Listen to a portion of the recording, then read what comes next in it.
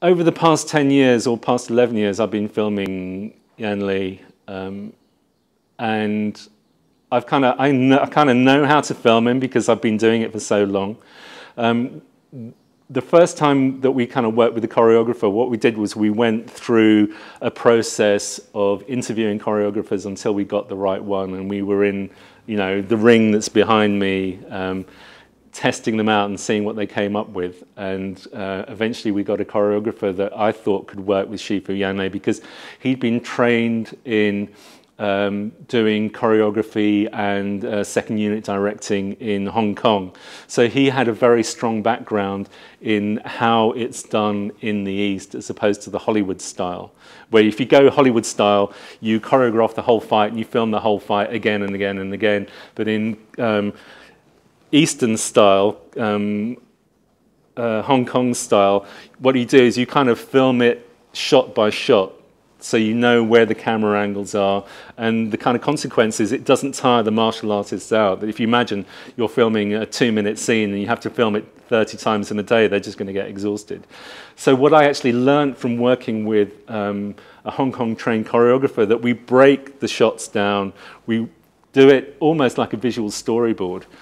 So the kind of consequence was that when we went to China and we didn't have a choreographer and we had to choreograph ourselves, because I already understood the form of how to shoot in Hong Kong style, it made the shooting of the very first fight scene kind of much easier.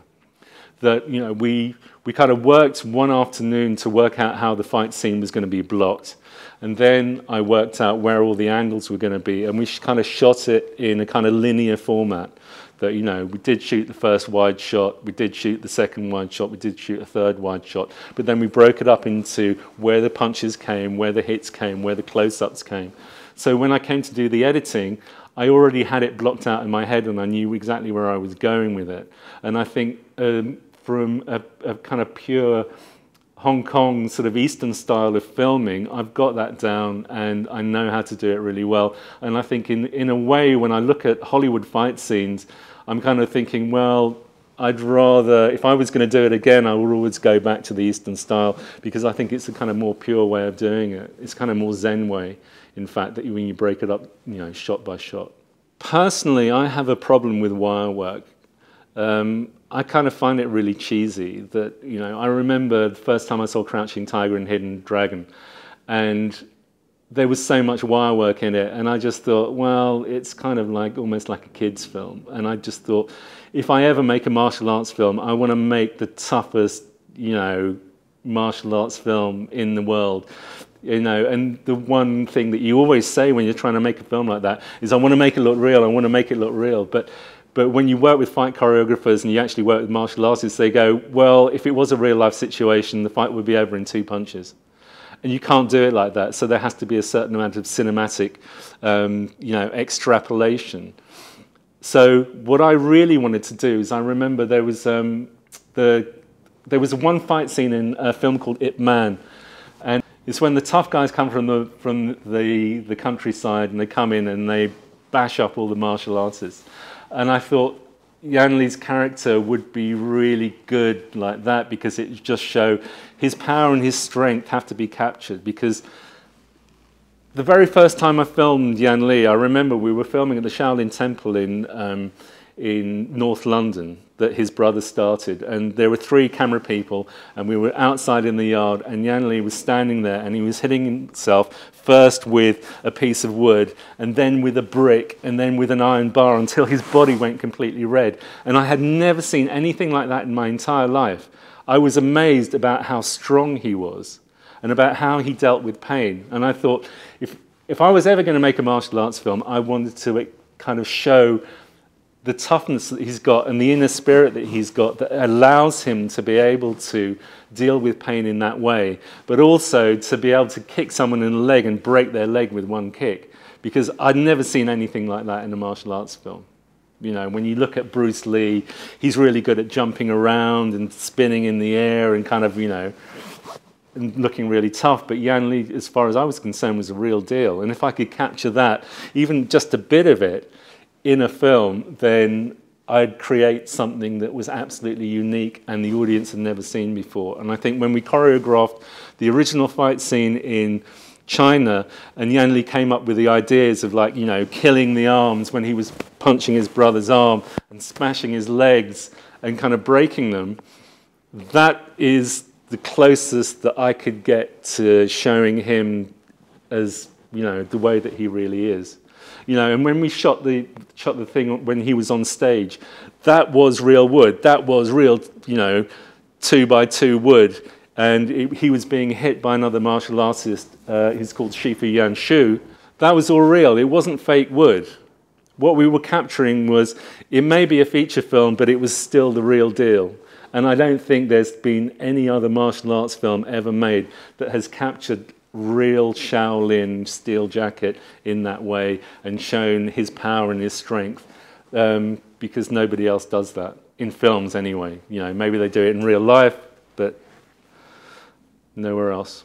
When I read the script for the first time, I did see the film as a martial arts film, but then I showed it to a friend of mine who I wanted to would be director of photography, and he said it wasn't a martial arts film. He said it was actually a chick flick.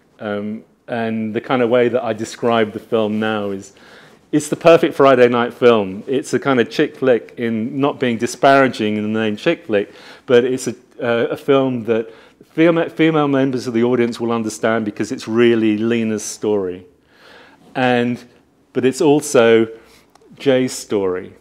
So being the perfect Friday night film is, the female members of the audience will kind of like the female aspects of it and seeing a strong female role model, but the male members of the audience who will have to go and see this film will also appreciate it from a kung fu point of view, and they'll appreciate the martial arts. So it's not strictly a martial arts film.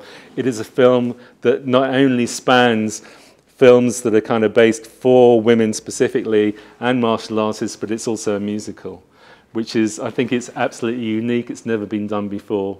And I'm really proud to have worked on this film because, you know, if I'm never going to make another film in my life, this is the film I always wanted to make.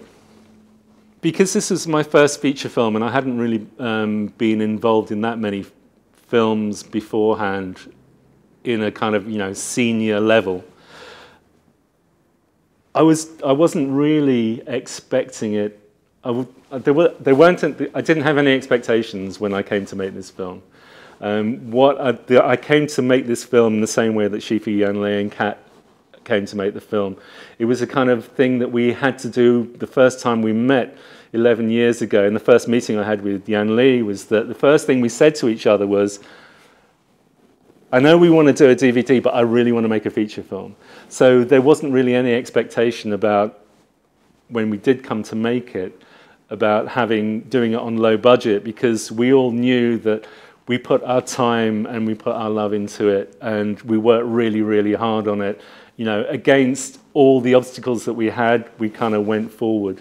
You know, in the best of all possible worlds, it would have been great to have like a 10 million budget and had stars, but then I wouldn't have worked with Yan Li and I wouldn't have worked with Kat, and we wouldn't have worked together as a family. And I think that is the main strength of the film, that's what makes it unique. That, you know, we could have got Angelina Jolie to play Kat's role, and we could have got Brad Pitt to play Yan Li's role, but it wouldn't have been the same film. It would have just been Hollywood schmaltz, where we made something so super real, but still it's a story and it's engaging.